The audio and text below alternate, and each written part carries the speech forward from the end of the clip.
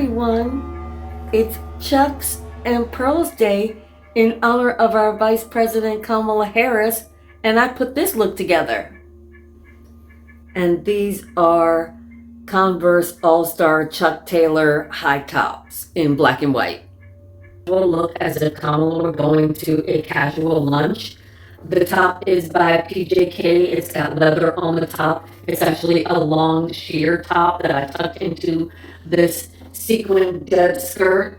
The socks are gold toe. I got the Chuck Taylors. I do have a real set of pearls as well as a faux set of pearls. I have some faux pearl earrings.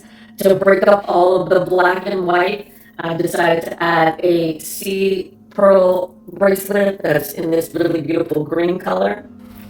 And to finish the look, I have on this gray London fog trench coat, some faux pearl Chanel sunglasses, Princess Dolce & Gabbana light blue, little clutch bag from Urban Expressions. And here's Chuck and Pearls.